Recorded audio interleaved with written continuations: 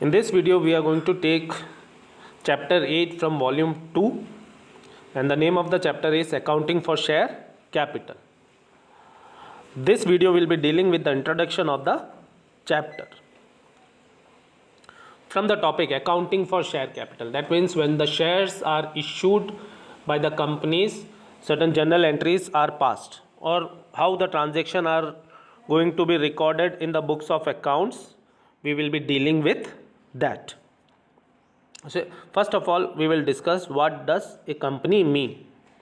In class 11th we have discussed about the definition of joint stock company, the types of joint stock company, and the features of joint stock company. So here we are not going to discuss in detail.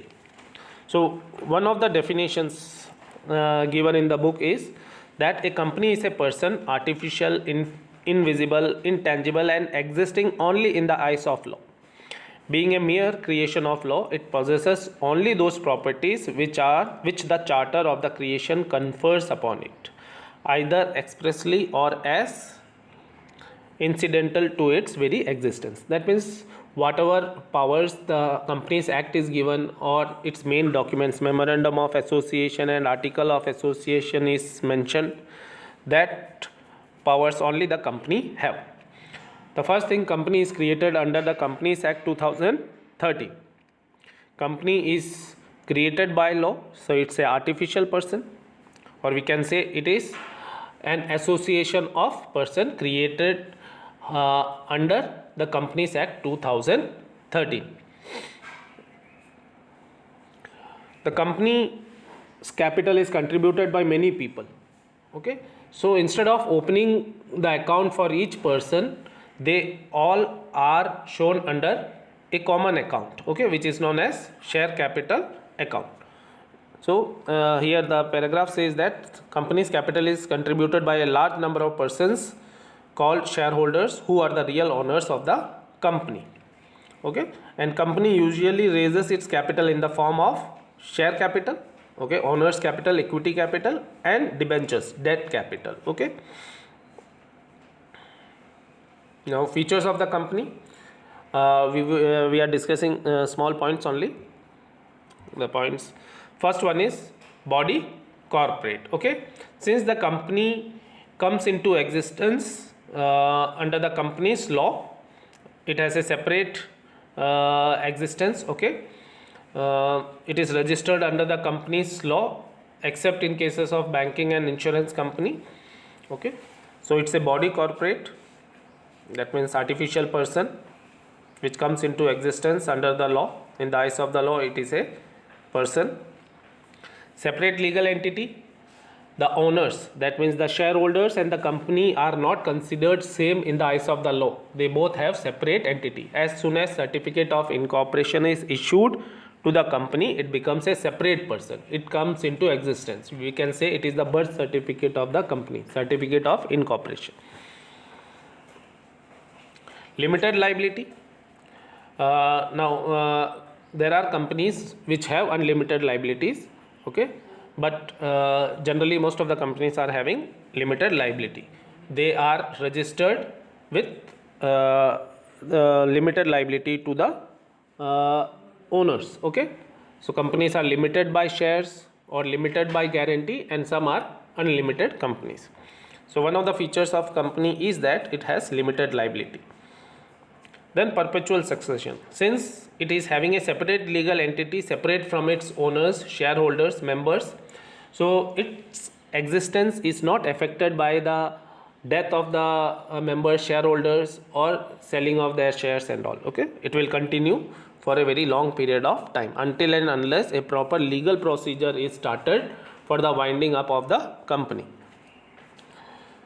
Common seal, since the company is a artificial person, it cannot sign on its own. So in place of signature, a common seal is used along with the signature of the directors. It is having a separate legal entity, so it can file a case against third parties, or it can be a case can be filed against the company itself also. Okay, And then transferability of shares. The shares can be sold from one person. One shareholder can sell his interest in the company to another person through the stock exchange. In case of private companies, certain restrictions are there.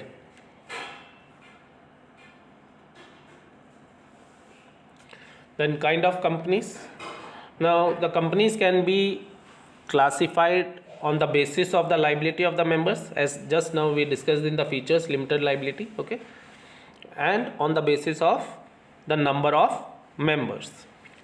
On the basis of liability of members, one company, the most popular one is company limited by shares. The company is issuing shares and the liability of the shareholder is only to the extent of unpaid portion of the shares. If the shareholder have paid the full amount, then he will have no liability. Full amount of the share is paid, he will have no liability. Then the second type of company is company limited by guarantee. Now in this, the liability of the members is limited to the amount they undertake to contribute. Okay, the members, the shareholders, the members will undertake that they will contribute in the event of winding up of the company. If the company is winded up and if more amount is required to pay the settle the liability of the company, then they will contribute the amount. So their liability is limited to the extent of the amount undertaken by them at the time of winding up of the company. Okay, then there is third form of company, unlimited liability companies. Now this form of company is not created in India. According to this, the company is shareholders or the members liability is unlimited. Okay, their personal assets can also be used to settle the liabilities of the company. Such companies are not found in India. Okay, then on the basis of number of members, public company where the minimum number of person is 7 and there is no limit to the upper limit to the number of members. It depends upon the number of shares. Okay, then comes private company where minimum it is 2 and maximum excluding the employees is 200. In case of a private company, the maximum number of members excluding its employees should not be more than 200. Okay, then the third one is one person company. Now one person companies are the companies where only one person is the member of the company. Okay, a natural person who is an Indian citizen living in India can create a one person company, and that company will not be carrying out the non-banking investment services. Okay, and its capital should not be more than 50 lakh and its revenue should not be more than 2 crore rupees. Now the share capital of company. Now since company is a artificial person, it is not able to arrange its own funds, so it collects capital from various people, different peoples. Okay, now the capital is contributed by issuing shares. So the persons who buy the shares are known as shareholders and they are large in numbers, and since account cannot be opened for each person, they all are identified under a common account known as share capital account. Now the share capital can be further divided into, first one is authorized capital. This is the maximum amount of shares which a company can issue. Authorized capital, the amount of authorized capital is mentioned in the memorandum of association's capital clause. Okay, memorandum of association is the main document of the company, and under that there is one clause, capital clause, and in that the authorized capital amount is mentioned. Authorized capital is also known as registered capital or nominal capital. Then from that whatever number of shares or amount of shares the company, the directors are offering to the general public will be known as issued share capital. Okay, and the shares which are not offered to the public will be known as unissued share capital. Okay, the shares, the amount of capital in the form of shares which is offered by the directors by the company to the public is known as issued capital, and which is not offered to the public for subscription is known as unissued capital. And from the issued capital, the amount or the actual number of shares which is subscribed by the public is known as subscribed share capital. Okay, subscribed share capital.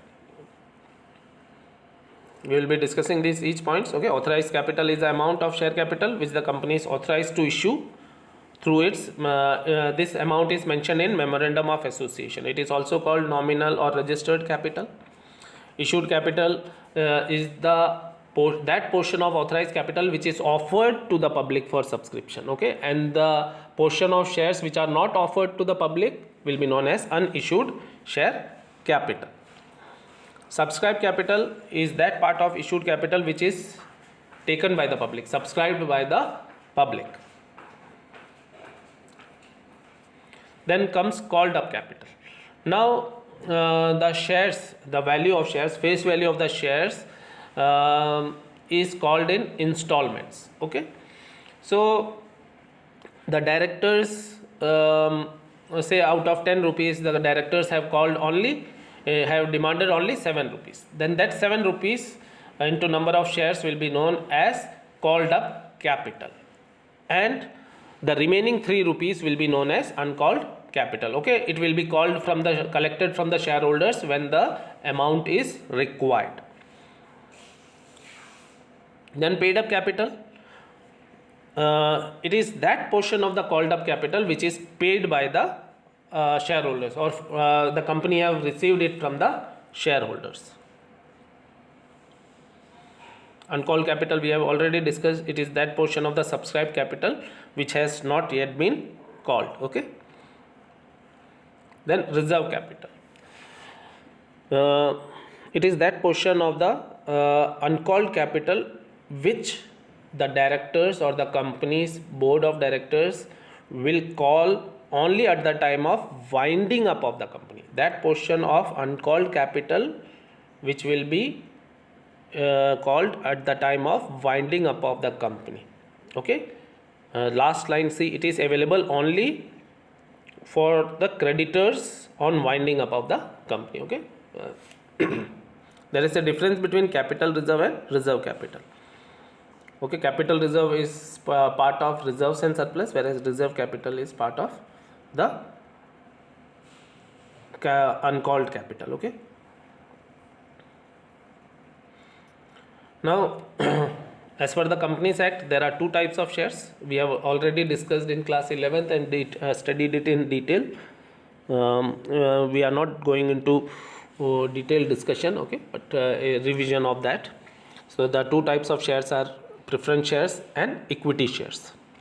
Equity shares are also called as ordinary shares. Now preference shares are the one. Okay, now there is a condition for preference shares. These preference shares carry a preferential right to dividend. That is, if before any dividend is paid to equity shareholders, the dividend should be paid at a fixed rate or any other condition mentioned, okay, to the preference shareholders. And then at the time of winding up, preference shareholders will be paid their capital before any amount is returned to the equity shareholders. And equity shares are those shares, simply are those shares which do not have any preferential right, or we can say which are not preference shares. Okay, they have voting rights, and whatever profit is left after giving dividend to the preference shareholders is available to equity shareholders. Okay, they are the real owners of the company because they have voting rights.